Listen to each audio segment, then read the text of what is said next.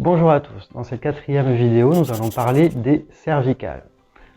Alors, les cervicales, c'est un sujet important, complexe. C'est pourquoi nous allons le diviser en deux vidéos pour que vous compreniez bien pourquoi et comment faire les choses que je vais vous conseiller. D'ailleurs, je vous remercie de vos retours et de vos messages. Les cervicales faisaient partie de pas mal de demandes entre vous. N'hésitez pas si vous avez des questions ou des besoins particuliers, écrivez-moi, dites-moi quelle partie du corps vous gêne le plus et on essaiera de répondre à ces questions. Donc les cervicales. Dans la première vidéo, nous allons détailler pourquoi la plupart du temps nous avons mal au niveau des cervicales et comment les soulager. Dans la deuxième vidéo, je vous expliquerai comment corriger et renforcer certaines parties, certains muscles pour éviter que ces douleurs reviennent et deviennent récurrentes. Déjà, pourquoi nous avons mal?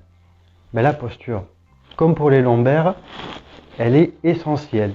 Si vous avachissez, vous voyez que les cervicales vont venir creuser et elles vont se retrouver à forcer. C'est-à-dire que si j'enroule les épaules vers devant et que j'avachis le dos un petit peu, que je l'enroule aussi, inévitablement, on va avancer le menton, vous voyez, avancer la tête et venir raccourcir l'espace qu'il y a sur la chaîne postérieure et contracter les muscles. Donc à la longue, ces douleurs vont apparaître et elles vont se maintenir. Plus vous allez travailler longtemps sur l'ordinateur et moins bonne sera la posture, plus ces douleurs seront récurrentes. Donc la posture est essentielle, à tel point que les ergonomes anglais ont fait des petites recherches, une projection plutôt, sur ce à quoi ressemblera un travailleur en office, en administratif dans 20-30 ans. Elle se prénomme Emma. Voilà. Vous comprenez bien que à force de rester enroulé et d'avancer cette tête, ici, là, on va avoir une bosse qui va se former au fur et à mesure. Donc la posture est essentielle. Vraiment, j'insiste, c'est essentiel. Donc une bonne posture, où on se tient droit, on l'a vu sur les lombaires, on cale le bassin, on se redresse, les genoux à 90 degrés, les avant-bras à 90 degrés, ça permettra de ne pas forcer sur cette chaîne postérieure. De plus, les pauses sont aussi importantes. Régulièrement, s'arrêter et essayer un petit peu de bouger les cervicales, ce qui permettra de limiter l'enraidissement. La mobilité, tout comme pour les lombaires, est essentielle. Et tout comme pour les lombaires, elle se fait suivant trois axes, c'est-à-dire flexion, extension, les inclinaisons, droite et gauche, et les rotations. Donc régulièrement, il faut travailler cette mobilité pour garder du mouvement au niveau articulaire. Donc, rapidement, et sans trop forcer, surtout, on bouge la tête un peu dans tous les sens pour essayer de mettre un peu d'huile dans ces engrenages, en fait, remettre du mouvement au niveau des articulations. Ensuite, pour soulager les douleurs proprement dites, une fois qu'elles sont là, une astuce, du chaud. Tout bêtement, en fait, le chaud, ça va permettre aux muscles de se décontracter. Donc si vous avez une bouillotte, une serviette toute simple, une serviette de bain que vous passez sous l'eau, vous la mettez dans le micro-ondes quelque peu, et une fois qu'elle est bien chaude, vous l'enroulez et vous la posez sur le cou et sur les trapèzes. Vous la gardez 10 minutes, ce qui permettra déjà aux muscles de se relâcher un petit peu sous l'effet de la chaleur.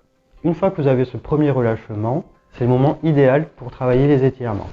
Donc pour travailler les étirements, pour relâcher au niveau du cou et limiter les douleurs, l'idée ça va être de travailler sur la partie postérieure, vraiment des cervicales. Comment faire pour travailler sur la partie postérieure? Tout simplement, travailler déjà sur les trapèzes, ces muscles qui sont ici, en tout cas sur les faisceaux supérieurs du trapèze. Donc vous prenez votre tête avec votre main, c'est vraiment la main qui dirige et pas la tête qui y va. Et vous venez étirer calmement la partie supérieure du trapèze. Vous relâchez, vous faites pareil de l'autre côté.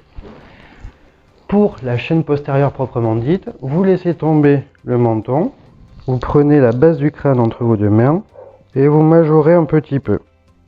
Voilà. Et vous venez étirer derrière. Les étirements, il est important de mettre en tension légèrement le muscle pour que celui-ci se relâche. Ceci dit, si vous décidez de prendre le muscle et de l'étirer fortement et brutalement pour le faire se relâcher, vous risquez de le contraindre et de le brusquer, il finirait par se contracter et vous auriez l'effet inverse. Donc il faut être indulgent avec lui, c'est-à-dire mettre une certaine tension et le laisser lui-même se relâcher et non pas le forcer à lâcher prise. Une fois que vous avez travaillé sur la partie postérieure des muscles, il va falloir étirer les épaules. Pourquoi les épaules? C'est pour ça que mon ami est là. Donc pourquoi il est important de travailler les étirements au niveau des épaules alors que nous sommes là pour des douleurs au niveau des cervicales? Tout simplement à cause d'un groupe de muscles qu'on appelle les fixateurs de l'omoplate. Un peu barbare, sauf que ces fixateurs sont très importants. Vous allez comprendre pourquoi. Déjà parce qu'ils sont composés de plusieurs muscles qui vont venir faire le lien entre l'omoplate, voyez, ici, et la colonne dorsale et cervicale. Le rhomboïde, l'élévateur de l'omoplate qui va venir ici aussi, et enfin le trapèze par-dessus qui va venir fixer l'omoplate et s'attacher sur toutes les cervicales ainsi que la colonne dorsale. Donc si vous ne relâchez pas ces muscles, et donc si vous ne faites pas les étirements de l'épaule en plus de ceux associés aux cervicales, inévitablement ces muscles-là vont rester contractés et viendront tirer aussi sur les cervicales. Donc l'épaule fait partie intégrante du problème des cervicales. De même que sur la posture, quand on enroule en avant, on finit par avancer le cou. C'est un ensemble. J'espère que ces exercices vous ont été utiles et on se retrouve la semaine prochaine pour de nouveaux exercices sur les cervicales encore. Et cette fois-ci pour essayer de corriger et faire en sorte que ces douleurs ne reviennent plus. A bientôt, prenez soin de vous et restez chez vous.